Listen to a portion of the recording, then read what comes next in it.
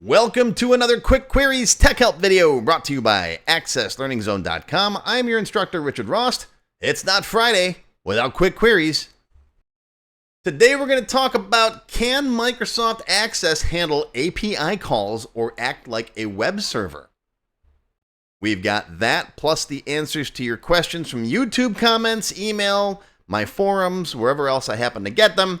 It's Quick Queries 61. Happy Friday. Here we go. Starting off today, we've got something posted in the forums by one of my students, Len. Now, Len is from the UK, where they use the day, month, year date format by default. And he's trying to figure out why he can't post anything in a log.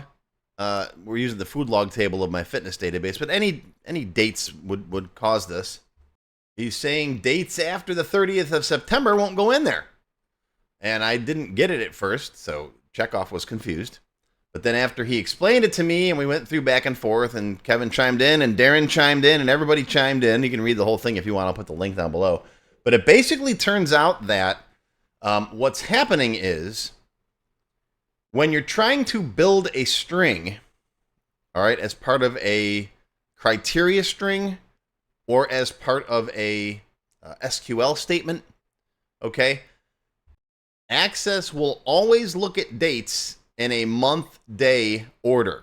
So whether you've got the ISO date format, which is what I recommend everybody use, but I realize not everyone has the flexibility of switching to ISO.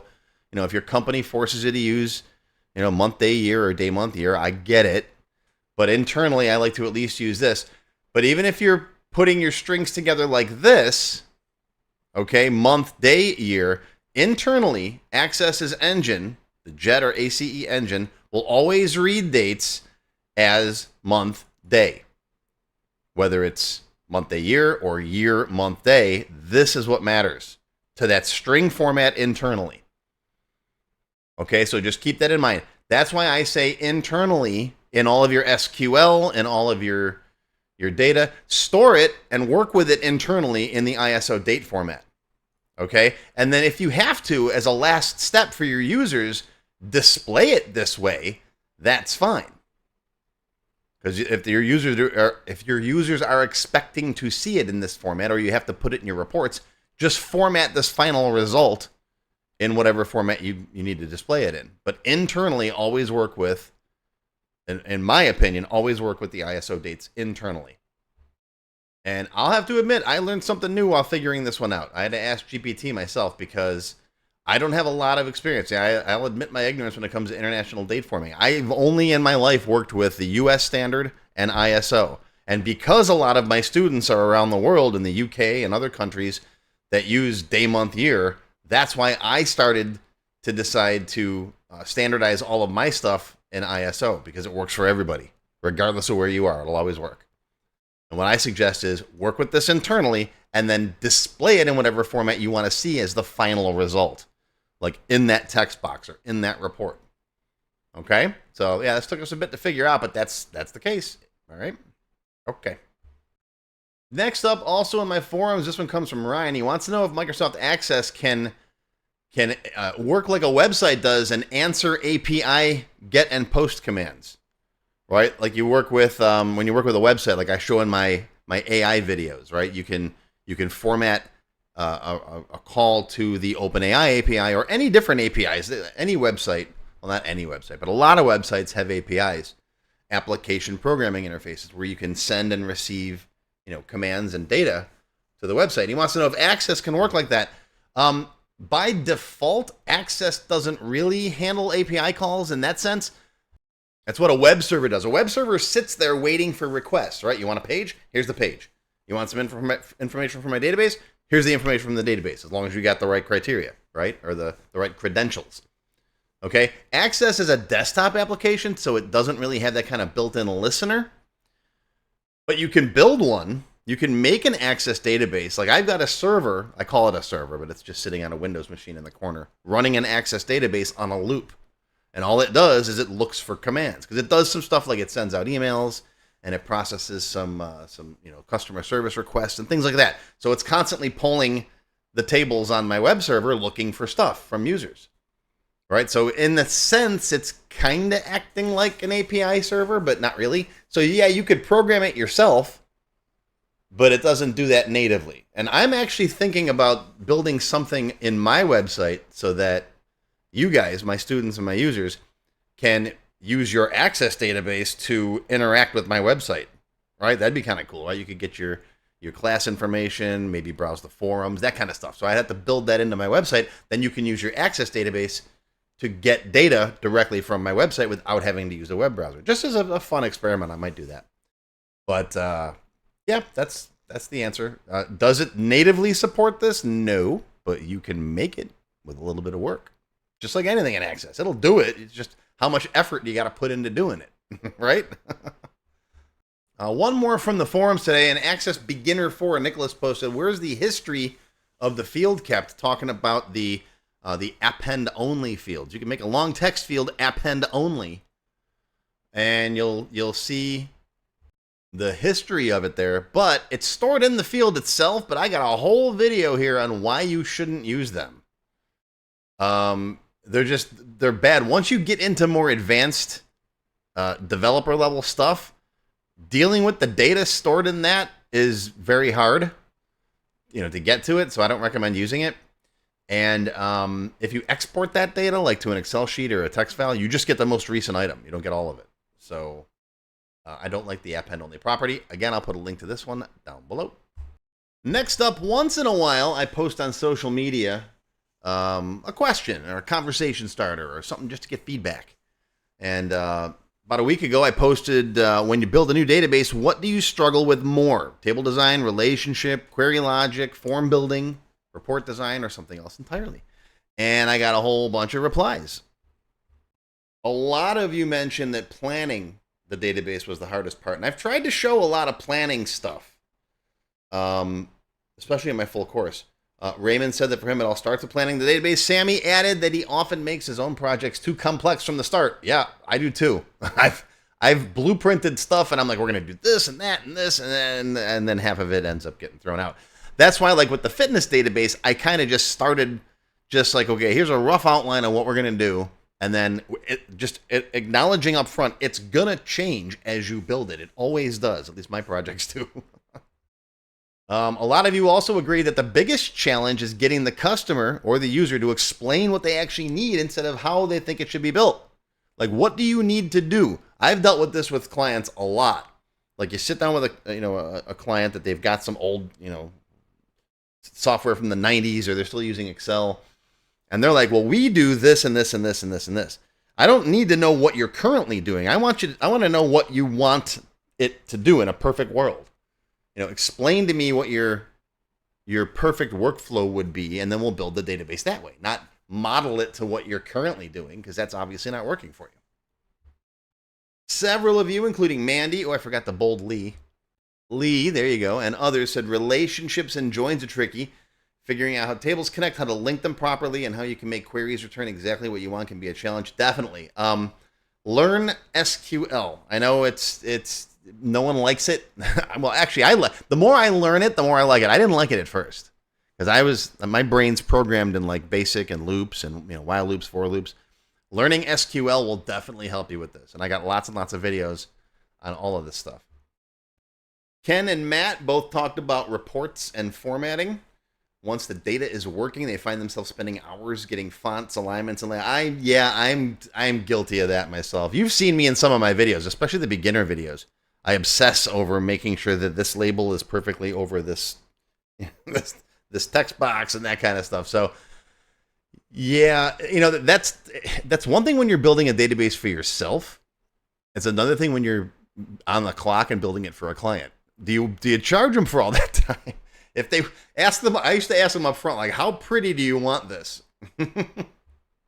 On the design side, Benjamin and Debbie admitted that making forms look good takes longer than they'd like. Yep, their functionality works fine, but getting things to look polished is a whole different skill. Yeah, it's more of an art than a science, and it is time consuming. Kevin R. said that his biggest struggle is not technical at all. It's knowing when to stop. Yep. He admitted that he's caught himself still working in the wee hours of the morning, which a lot of developers, including myself, can relate to. Yeah, I had to put a clock like in my line of sight right behind my monitor. So if I look at the top of my monitor, I see the clock on the wall behind it. Because I've lost track of time before, and it was 3 in the morning. I'm like, oh man, it was just 10 p.m. What happened? So that's definitely a thing. Although, as I recently posted in my captain's log, I put a timer on my toilet, and I got one on my desk, little clock timer. It's one of these guys right here. Right? It reminds me to get up and get moving. On my desk, I set it for like 30 minutes. Get up, walk around for a minute. Don't sit for 6 hours in a row. It's not good for you. And I got one on the toilet because, yeah, I'll get caught reading or social media. My wife will knock on the door, be like, would you fall in? So I set a 10-minute timer in there too. And you know what? It does. It helps me to get moving and stuff. And since I did that, it has helped a lot with this problem, with getting lost in a project and you don't realize that, oh, crap, I've been working on this for 3 hours and I'm just, still not done formatting this report. So, yeah. William S. shared a useful tip about using the YEd Graph Editor to map out relationships before building tables. Helps him visualize the design. I've never used it myself, but I checked it out. It looks pretty cool, so give it a try if you want. William D. See, I had to start adding last name initials. I don't want to put full last names on here, but mentioned that as a longtime data architect, he likes to create a data model before building anything in Access. Even a simple sketch with tables, keys, and relationships makes everything easier. Yeah, in a lot of my videos, I show how to lay stuff out in Excel. I still do that. I'll still get it in an Excel spreadsheet. I'll lay out all my tables, what fields I need, and all that stuff. Well, when it comes to building a project for an actual seminar or a real database project that I'm building with you guys, I'll be completely honest. When I'm just doing stuff for my own use, I never do this. I just start typing and we get where we get. But a lot of times I do have to go back and change tables and update queries and rename fields. And so doing this by making a data model ahead of time and getting everything laid out will definitely help you in the long run and save you time from not having to go back and do all that stuff. It's kind of like writing a story, right? If you're a novelist, it's much easier to sketch out the story. So you got a beginning, middle, and end. You got all 3 acts already planned out, and you kind of know what the story arc is going to be, rather than just sitting down and starting to write. I've done that before. Kevin Y. talked about naming conventions, documentation, global error handling. He said those can be tougher than the coding itself because they require consistency and discipline, not just technical skill. Yeah, especially commenting your code. That's one of my things that I still have to discipline myself to do that because I just get going. I get writing code, and I forget that future me is going to have to understand that. So I force myself now to write comments, even in my own projects. Debbie said her biggest challenge is getting what's in her head into a working solution. She joked that her brain is an all-you-can-eat buffet of knowledge from YouTube and the forums and is slowly digesting it all. Yeah, it makes a lot more sense sometimes the second time you do something, right? The first time you try building a project and it's maybe not exactly what you want, start over.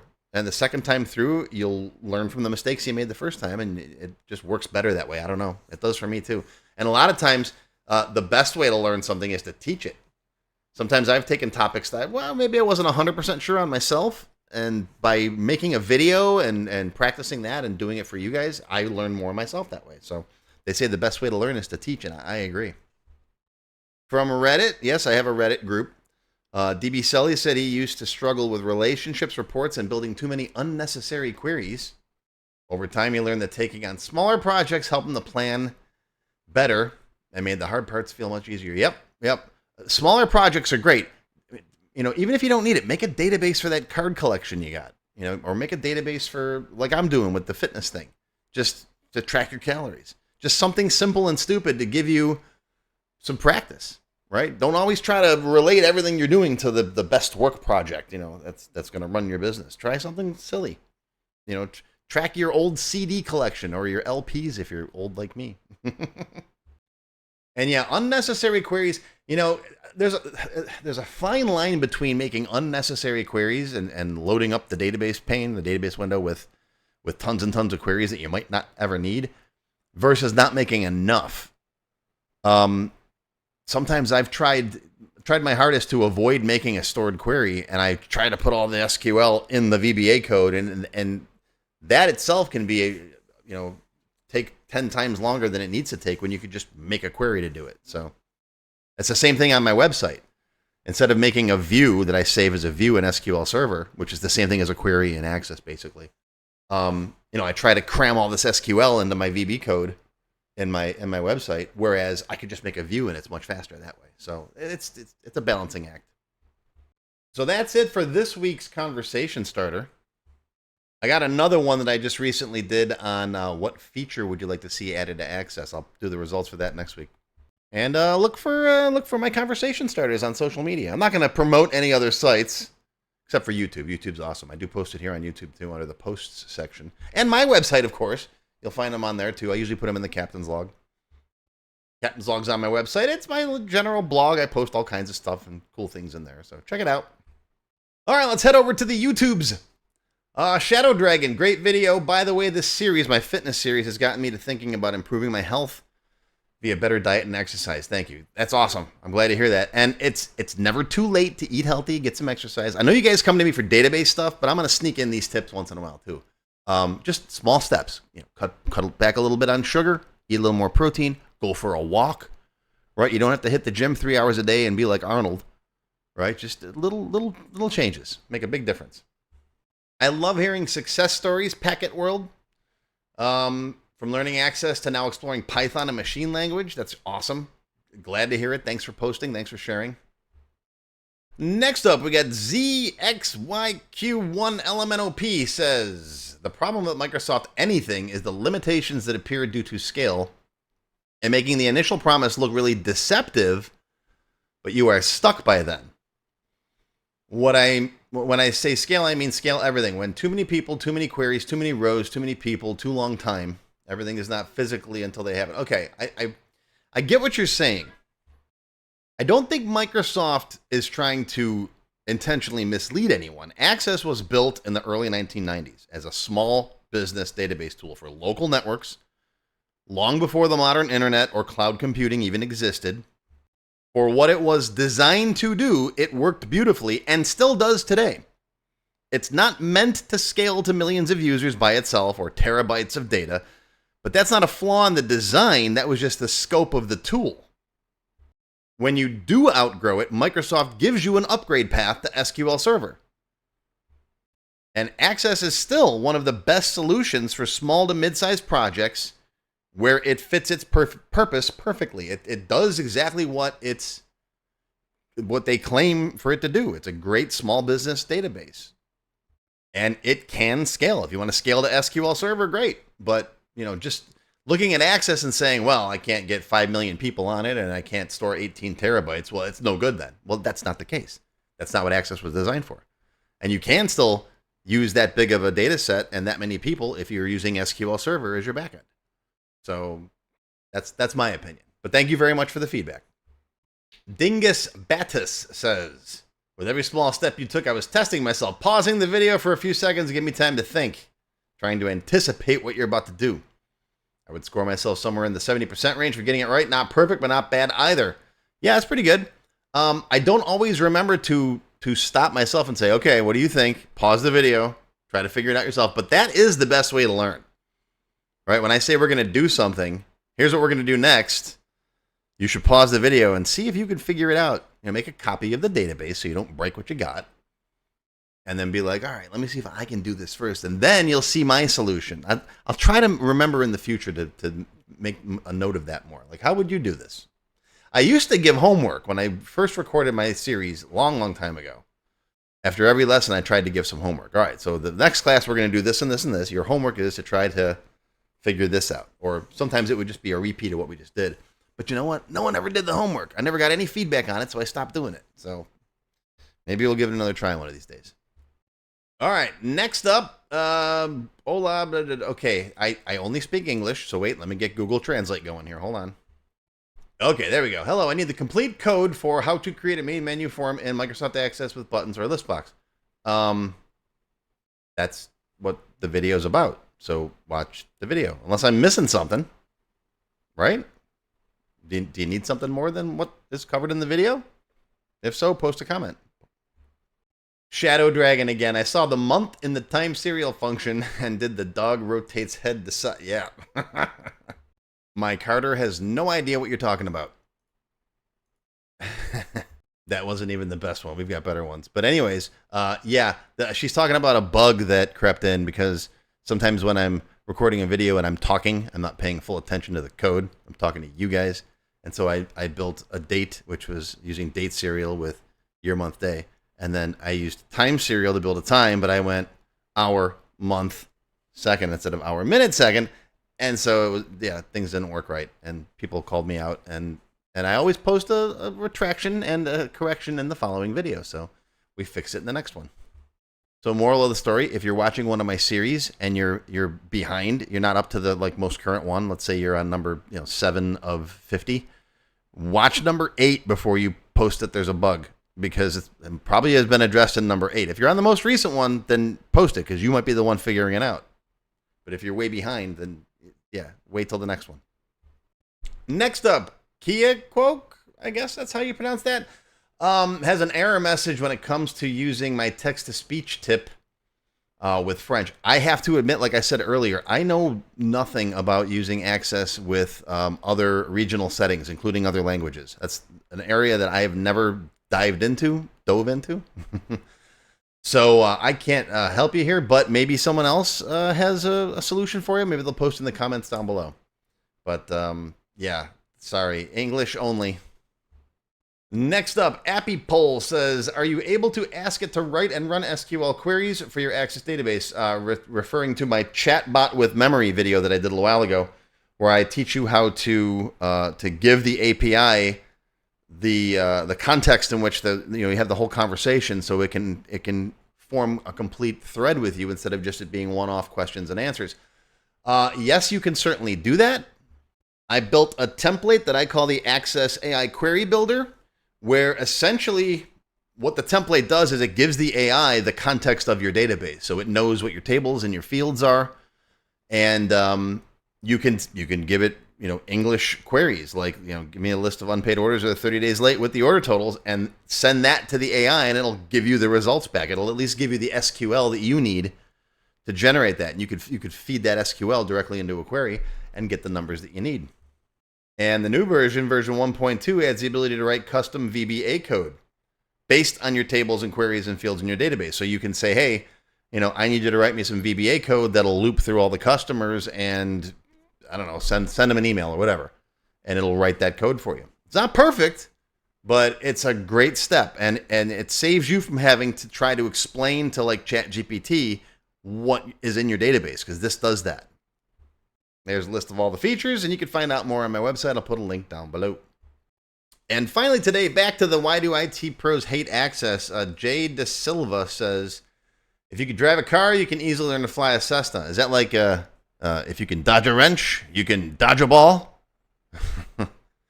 msaccess is to relational databases, forms, and queries what a Cessna is to aviation. Now, I've never flown a plane before except using like Microsoft Flight Simulator. So I don't know how easy it is to learn to fly a Cessna, but I've got to believe it's easier than learning how to fly a 777.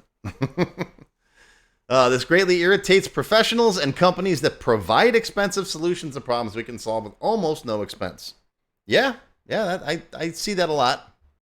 That is a great analogy, and I agree with my limited knowledge of airplanes. That is, Access does make database design approachable for people who are not full-time developers, the same way that a Cessna lets you experience flying without needing to be a commercial pilot.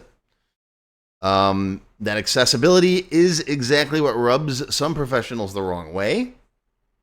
It gives small businesses and independent users a way to solve problems quickly without needing expensive custom software or big development teams or overpriced consultants, which I used to be. No, I'm just kidding. I wasn't overpriced. Well, that depends on what you define overpriced as. I had the typical consultant problem where I didn't have enough hours in the week to get done what I was doing, and that's when you raise your prices, right? But that's one of the reasons I love Access after all these years is, it's got its issues. It's not perfect.